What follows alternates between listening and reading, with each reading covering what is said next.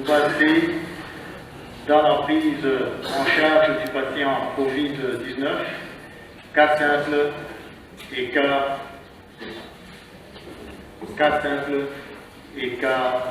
modérés. Excellence, la faculté de médecine est heureuse aujourd'hui et honorée, et elle est fière, au nom de tout ce monde, de vous remettre ce protocole de l'essai clinique sur le produit de base du laboratoire CREPAS. La faculté vous remercie le laboratoire de l'avoir fait confiance, de lui avoir confié cette tâche qu'elle a menée avec toute confiance.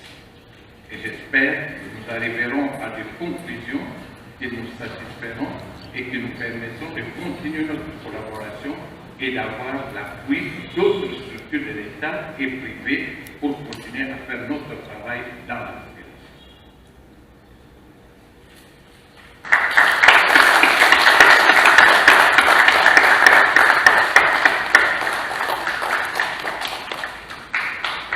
Représentant de l'OMS en République démocratique du Congo. Monsieur le professeur Koubalova, chef du panel d'accompagnement du chef de l'État, président de l'Union. Il n'y a pas mieux que les essais cliniques pour le démontrer. Les essais cliniques comblent le fossé entre la science fondamentale et l'amélioration de la santé. C'est le meilleur moyen. Malheureusement, il n'y a pas assez d'essais cliniques dans notre pays. Je pense que l'année dernière, on en a recensé à peu près 79 dans toute la RDC. Nos voisins de la Tanzanie avaient autour de 500 essais cliniques en cours. Et j'ai travaillé dans un hôpital au Japon, à Tokyo, un seul hôpital qui avait plus de 600 essais cliniques en cours au moment où nous y étions. Ça veut dire que de tout le temps, en RDC, nous utilisons les médicaments sur base des essais cliniques faits ailleurs. Si aujourd'hui on nous dit que, je ne sais pas, Atoracone ou bien la Cefixime peut soigner telle infection, c'est sur base d'essais cliniques faits sur les Européens, sur les Asiatiques et tous les autres qui peuvent avoir des différences par rapport aux Congolais. C'est un message pour moi très important.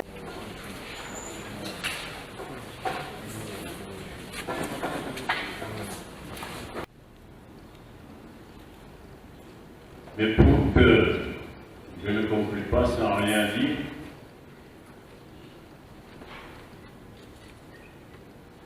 je réitère les salutations de CREPAS, Laboratoris, à l'Auguste Assemblée, à tous les ministres qui sont venus,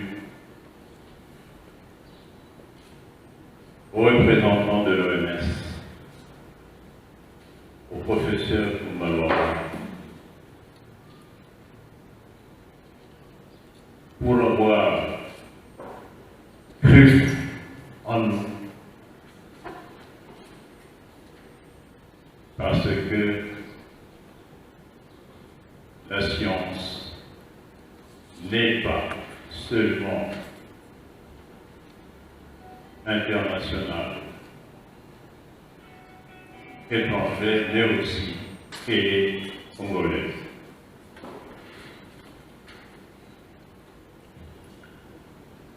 Monsieur le doyen de la faculté de médecine,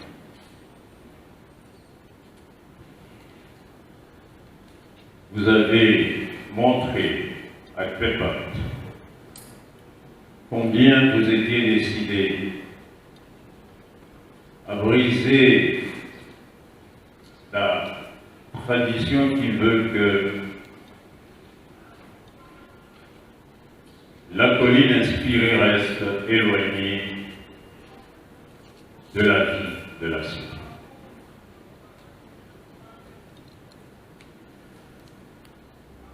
Vous avez donc ainsi, par ce geste, décidé de mettre la science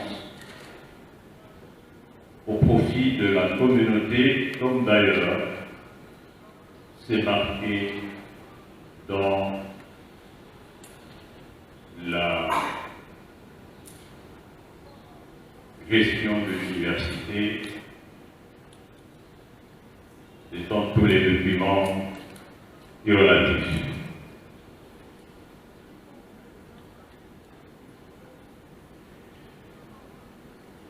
Monsieur le directeur des cliniques universitaires, qui allait servir de chef d'investigateur principal,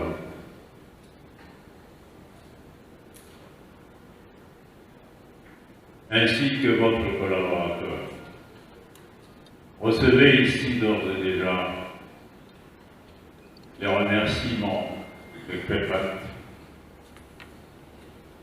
que vous avez accueillis avec beaucoup d'enthousiasme.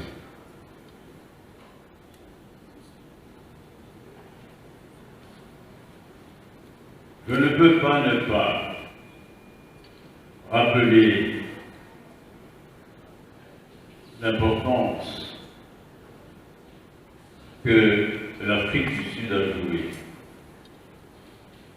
qui a été suffisamment étayée par le pharmacien, principalement l'armée sud-africaine à travers son laboratoire protechnique. Au moment où nous étions pratiquement dans le désarroi, ne sachant plus comment continuer les études de pharmacologie, de toxicologie, les études chimiques, c'est ce laboratoire qui est venu gratuitement à notre rescousse pendant près de 5 ans pour faire l'essentiel des travaux scientifiques. Nous remercions l'armée sud-africaine pour cette contribution majeure.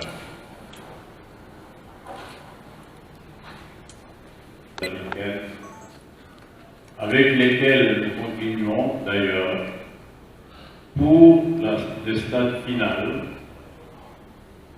qui est d'ici quelques mois conclu. Enfin, the last but not least, comme disent les Anglais, si nous sommes présentement ici, c'est fort probablement aussi parce que il y a eu une déclaration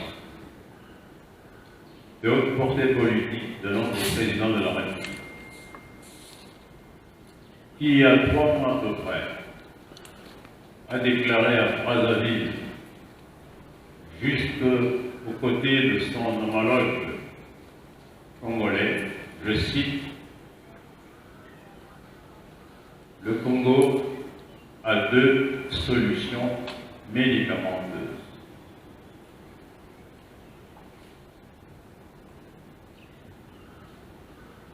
Ces 2 solutions médicamenteuses comprenaient notamment la solution HEPAT, plus précisément la solution base C. Et cette déclaration nous a donné du tonus psychique et intellectuel, moral,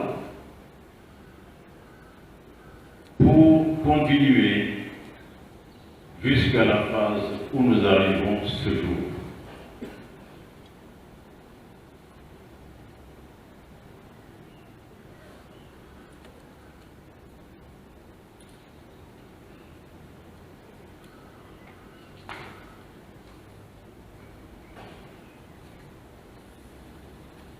Cette phase qui nous positionne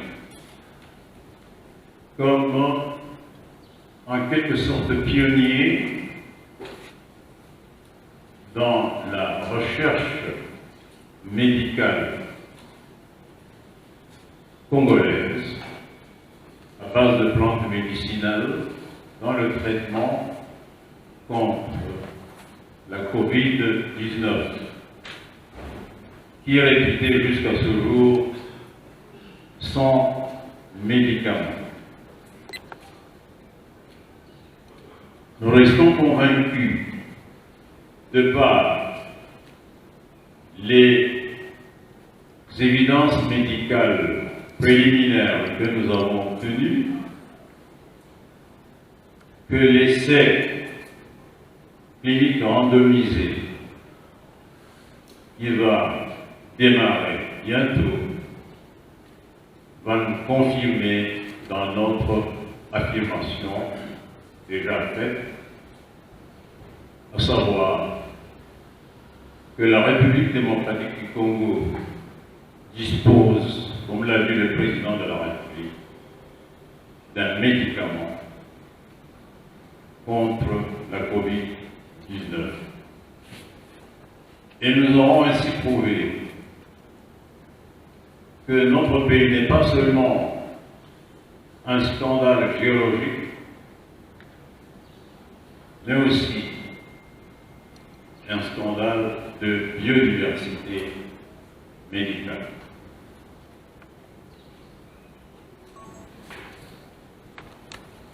Excellences, Messieurs les ministres, Excellences, Monsieur le représentant de l'OMS, Monsieur le professeur Mbalora, Monsieur le doyen avec tout votre staff, je vous remercie de votre bien aimable attention. Ensuite, le docteur Seyni parlera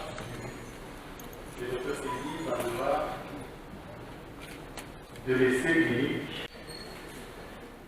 À côté de lui, nous avons le ministre de la Recherche scientifique et innovation technologique.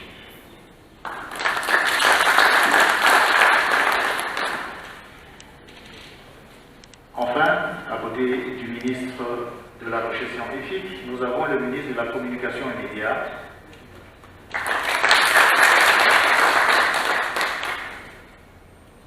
J'ajouterai Dendele Ekouyaté et dans la suite, je vous dirai pourquoi. À côté de lui, il y a le représentant de l'Organisation mondiale de la santé.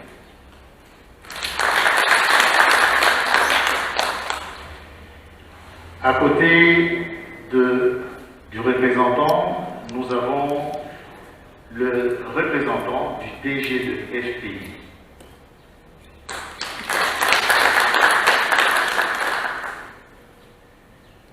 Nous avons le professeur Mbalora Alphonse, qui est conseiller spécial à la présidence de la République, qui est coordonnateur du panel Union africaine, le panel qui accompagne le président de la République.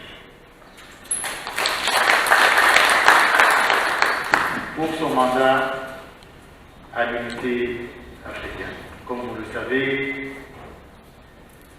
c'est la République démocratique du Congo, par la présence de son président Félix Antoine Tshisekedi Tshilombo, qui préside aujourd'hui à la destinée de l'Afrique. Et à côté du coordonnateur de panel, nous avons un doyen honoraire, le professeur Benjamin Longo-Pesa. Excellences, Monsieur le ministre de la Défense nationale et président du Conseil de gérance de l'UFEDA. C'est un type de recherche clinique. Et la recherche clinique comprend plusieurs aspects. Dans la recherche clinique, on a affaire à des sujets humains ou à du matériel d'origine humaine, comme le sang ou bien le flux, etc. Dans la recherche clinique, on cherche à comprendre les mécanismes des maladies, à comprendre des interventions thérapeutiques, ou bien à développer de nouvelles technologies. Parfois, des études comportementales aussi en font partie, ou bien l'évaluation de l'impact de certaines recherches qui ont été faites avant. Tout cela entre dans le groupe de ce que l'on appelle la recherche clinique. Il y a plusieurs types de recherche clinique. Je ne vais pas parler des deux premiers, mais parler de la troisième, ce qu'on appelle des études interventionnelles, dans lesquelles le chercheur décide quel traitement vont recevoir les patients. Et dans ce troisième groupe, on trouve ce que l'on appelle les essais cliniques. C'est quoi un essai clinique? C'est une étude menée chez des sujets humains, cela s'entend. Les sujets humains sont aussi appelés participants dans un essai clinique. Les essais cliniques sont menés dans le but de tester, premièrement, des nouveaux traitements médicaux. Ça peut être des médicaments ordinaires, ou bien des vaccins, ou même des dispositifs médicaux. Dans le but de tester des procédures médicales, comme des nouvelles procédures chirurgicales, ou bien des tests diagnostiques, tester la capacité d'un diagnostic à détecter une maladie ou pas. Tout cela entre dans le groupe de ce qu'on appelle des essais cliniques. On peut aussi mener des essais cliniques pour de nouvelles combinaisons thérapeutiques. Exemple, on utilise l'artésunate pour soigner le paludisme, on utilise la mondiaquine pour soigner le paludisme, et on veut savoir si la combinaison des deux peut toujours soigner le paludisme. Ce n'est pas toujours évident. Deux médicaments efficaces, lorsqu'ils sont combinés, peuvent se combattre et donner un effet néfaste. Donc on peut chercher des combinaisons, ou bien tester une nouvelle indication d'un médicament anciennement utilisé. On ne passe pas comme ça d'un médicament utilisé contre le paludisme, dire ok, on va l'essayer contre la maladie du sommeil. Non, on va refaire des études pour voir si ce médicament peut fonctionner. Exemple, c'est ce qu'on a fait pour la chloroquine, un antipaludique, pour vérifier si elle est aussi capable de soigner la COVID-19. Alors pourquoi doit-on faire des essais cliniques? Prenons un petit exemple. Vous avez un patient, bon, je suis dans l'université, souvent j'utilise les termes étudiants, qui en sortant de cette salle s'est cogné au montant de la porte. Il a très mal au coude. C'est évident. Il a très mal au coude, et puis rapidement on lui donne un produit que l'on vient d'inventer qui est censé calmer la douleur, nous allons l'appeler anti-mal. Cet étudiant, après avoir pris, lorsque nous le revoyons lui aussi 45 minutes plus avant, elle évolue vers la rémission. Et donc dire que j'ai donné mon produit à 2 patients, 1000 patients, c'est malheureusement ou heureusement le cas pour la Covid, la grande majorité des patients peuvent guérir sans traitement. Et donc, dire que l'on a donné le médicament à 23... Excellences, Messieurs les ministres, distingués invités, ce travail de 34 ans du labeur traduit ce que l'on a toujours dit, que le Congo est un pays scandale. Je voudrais, avant d'entrer dans le vif du sujet, vous balancer un peu de parcours dans le petit documentaire que vous aurez à suivre, et puis nous pourrons rapidement entrer au sujet. Et c'est un mot d'entrée, c'est évident. Vous pouvez nous balancer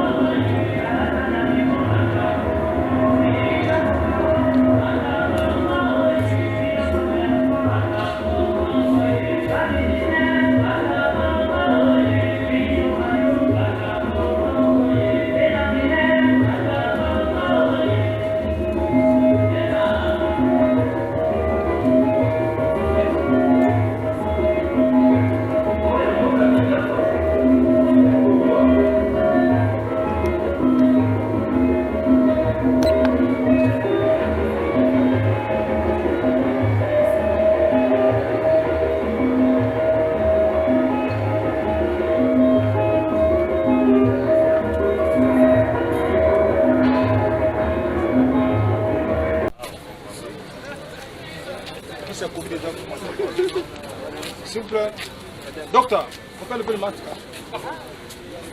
Il y a le médicament qui est là. Par exemple, de voir les effets pharmacologiques. On va au laboratoire, on voit très bien que ce médicament est capable d'agir sur les mécanismes de la douleur. C'est très bien. Mais là encore, ça ne veut rien dire. Parce que certains constats du laboratoire ne se manifestent pas chez les humains. Exemple, la chloroquine est très efficace contre le virus d'Ebola au laboratoire. Il est capable d'inhiber totalement le virus d'Ebola. Et même le HIV, ça a été démontré. Et pourtant, ils ne soignent pas les malades. Et à la cérémonie de l'ouverture, vous venez d'assister à la cérémonie de l'ouverture de ces produits qui viennent d'être lancés aujourd'hui. Quel est le message que la population courante a obtenu d'essentiel à l'issue de cette cérémonie ici? La population congolaise doit savoir que le Congo dispose d'une solution médicamenteuse contre le traitement de la Covid. Cette solution va être soumise à la dernière épreuve scientifique qui s'appelle essai clinique randomisé suivant les standards et normes internationaux de l'OMS notamment. C'est le stade final pour qu'un médicament soit certifié internationalement médicament. Une fois que le résultat que nous sommes presque sûrs concluants seront publiés, ce médicament ne sera plus un simple produit congolais, ce sera un produit international. Voilà. Une question pour le ministre de la Communication. Il y a cela quelques semaines, il ne faut pas dire quelques mois, vous avez lancé avec le produit de Congo. Évidemment, c'est ce qui justifie notre présence ici, parce que les Congo est un pays qui a beaucoup de solutions pour le monde. Et donc aujourd'hui, nous avons assisté à la présentation de ce produit base qui pourra subir le dernier test comme le ministre de la Défense l'a dit tout à l'heure. Et nous pourrons, nous, Congolais, être fiers d'apporter une contribution mondiale dans la lutte contre la pandémie à Covid-19, parce que le produit que vous avez vu qui donne déjà des résultats pour les VIH pourra donner des résultats pour cette maladie qui paralyse des mondes et pour lequel toutes les nations du monde sont mobilisées. Et donc de ce côté-là aussi, Bendele Koyate, nos scientifiques, malgré les conditions difficiles dans lesquelles nous travaillons, apportent du résultat et une contribution à l'humanité. C'est donc une marque de fierté. Merci. Comparable au début. Pourquoi faut-il qu'il y ait deux groupes comparables au début? Prenons un exemple. Je suis en train de tester mon médicament contre le Covid et je veux le comparer à l'hydroxychloroquine. Je sélectionne un groupe de patients qui prennent l'hydroxychloroquine et un autre groupe qui prennent le médicament. Mais en évaluant, je vois que la moyenne d'âge dans le groupe qui a pris chloroquine est de 63 ans. La moyenne d'âge dans le groupe qui a pris mon médicament est de 37 ans. Il y a beaucoup de choses que je constate une mortalité plus élevée dans le groupe chloroquine. Est-ce à cause de la chloroquine? Eh non, mais peut-être parce que la moyenne d'âge est plus élevée dans ce groupe. C'est ce qu'on appelle chez nous les facteurs de confusion. Il se passe ceci, l'être humain, le malade, est constamment soumis à des influences physiques, chimiques et biologiques multiples. Les rayonnements, l'eau qu'il a bu, la nourriture, et ces influences peuvent modifier son état de santé dans un sens ou dans un autre. Il y a des substances qui baissent la glycémie dans les aliments que nous avons mangés. Il y a des antibiotiques dans certaines viandes que nous avons mangées, surtout celles qui ont été élevées dans l'élevage intensif. Et donc on peut avoir une amélioration ou détérioration de son état, soit à une influence de rayonnement auquel on a été exposé ou à l'alimentation que l'on a pris. Donc il y a plusieurs choses qui peuvent influencer. Pour cela, on les appelle les facteurs de confusion. C'est pour ça. Si on veut déterminer qu'un produit a été plus actif dans un groupe, il faut d'abord démontrer que ces deux groupes étaient comparables au départ, en termes d'âge, en termes de sexe, en termes de comorbidité, de diabète, etc., etc.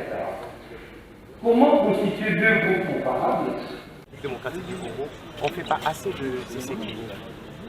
Non, je commence d'abord par remercier les promoteurs de base moi, c'est pour moi une grande joie puisque si l'instruction de son Excellence, M. le Président de la République, chef de l'État, j'ai été demandé de réunir tous les chercheurs et que parmi les chercheurs qu'on me produise déjà un tel produit, un protocole qui est pour moi à la phase finale, c'est une joie pour la recherche congolaise.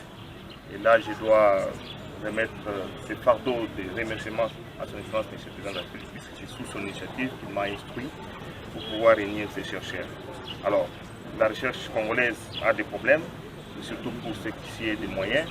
Et là, c'est déjà ainsi. Si c'est déjà de base qui va permettre à nous donner, à nous remettre sur les standards internationaux pour qu'on ait des moyens capables de reproduire sur les autres chercheurs, pour moi, sous mon mandat en tant que ministre de la Recherche scientifique, c'est une réussite. C'est une réussite pour moi. C'est la joie totale de pouvoir booster la recherche congolaise. Nous avons tout ce qu'il faut. Il n'y a pas seulement l'uranium, comme on nous l'a dit, mais il y a aussi toutes les plantes médicinales capables de pouvoir produire ce que nous avons aujourd'hui. Pour moi, c'est parti et que nous sommes prêts à pouvoir soutenir la recherche congolaise. Voilà tout ce que je peux vous dire. Merci. Aux États-Unis d'Amérique, il est question de mettre en évidence l'impact de ces extraits sur les virus HIV. Et donc aujourd'hui, nous parlons rien de l'aspect HIV.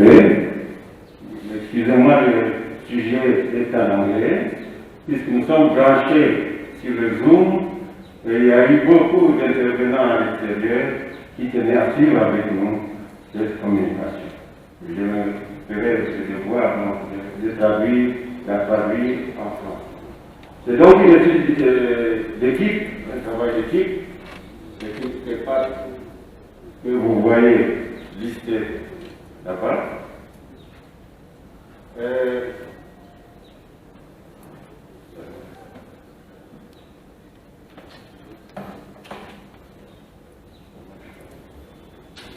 Les produits finis se présentent sous deux formats. Le format prévu pour les infections aiguës comme la COVID-19.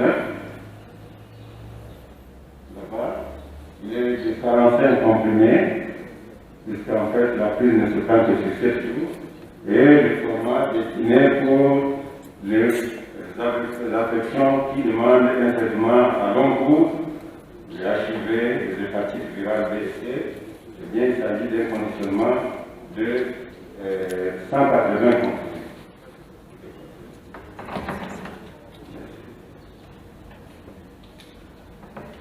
Je vais donc aborder le sujet rapidement en passant par l'introduction, les méthodes, les résultats.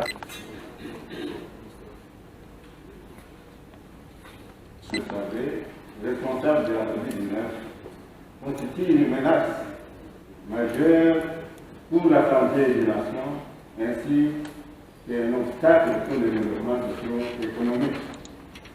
Et Dubassé vient en phénomène grâce aux études déjà conduites in vitro, en pharmacologie et en toxicologie, pour pouvoir apporter une solution à la menace. Initialement, il était conçu pour le HIV, mais par la suite, grâce aux études de pharmacovigilance, eh bien, il s'est révélé appliquer contre d'autres infections virales, notamment contre les pestes, étant les rétrovirus, contre les entérovirus, les hépatites B et C, ainsi que contre les influences, la grippe. Vous savez que la COVID-19, le SARS-CoV-2, dans l'étude, consiste à évaluer les potentiels de vaccins contre la SARS-CoV-2, le virus responsable de la COVID-19.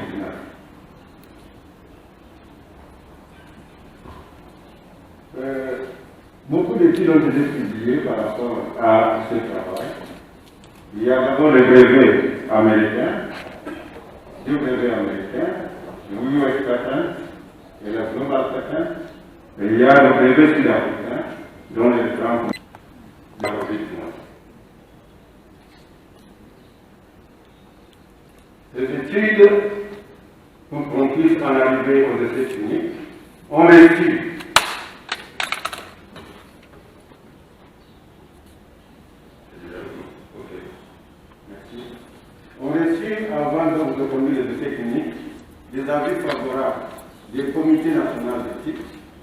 comités du ministère de la Santé publique, ainsi que les comités des écoles de santé publique. Il en est de même pour l'étude que nous avons. Directeur des études au Fonds de promotion de l'industrie. Ok, aujourd'hui vous représentez le DG Patrice Kitty du FPI. Qu'est-ce qui a fait que le Fonds de promotion de l'industrie puisse apporter son soutien aux produits de base OC? Merci. D'abord, nous devons dire que nous sommes très honorés d'avoir été associés à la manifestation de ce jour, qui consiste en la transmission du protocole d'essai clinique au Conseil de gérance de CREPAT. C'est un événement très important dont nous devons mesurer la portée parce qu'elle montre le savoir-faire, la créativité, je dirais le génie créateur de nos chercheurs.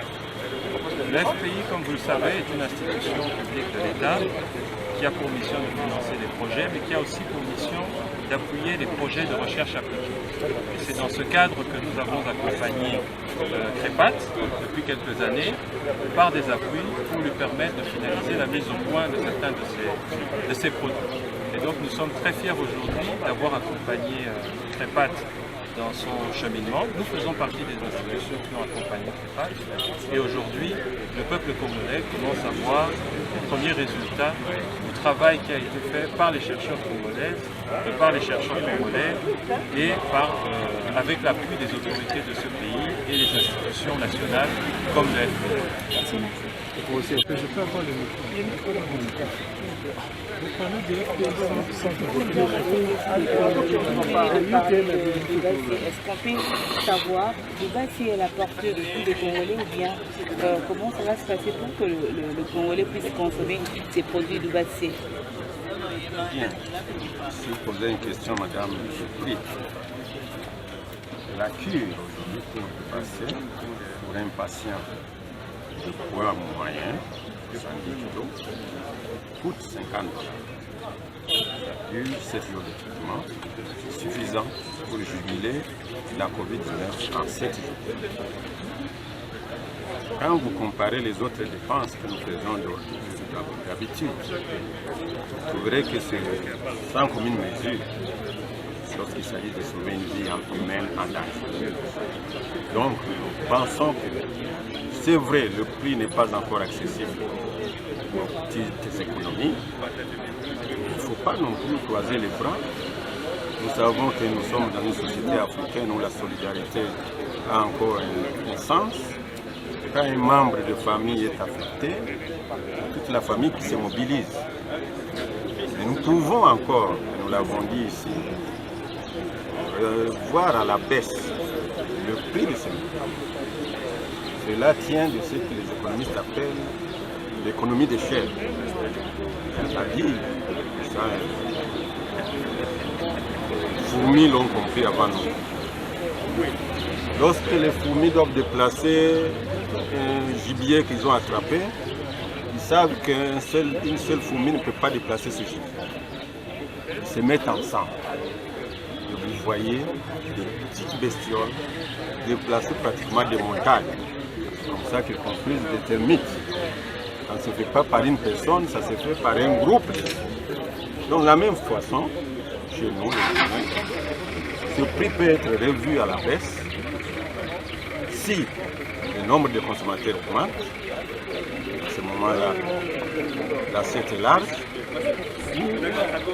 Si nous arrivons à le synthétiser par voie chimique, à ce moment-là, le coût de production devient bas, mais la masse à produire devient importante. À ce moment-là, c'est réellement populaire. Une petite question de précision. Vous avez parlé des essais cliniques, donc le patient. Non. L'essai clinique, il va se faire et le suivi pour le monde dans la prise en charge des patients COVID-19. Nous avons un protocole national. Vitamine C, le protocole introduit un deuxième médicament de base.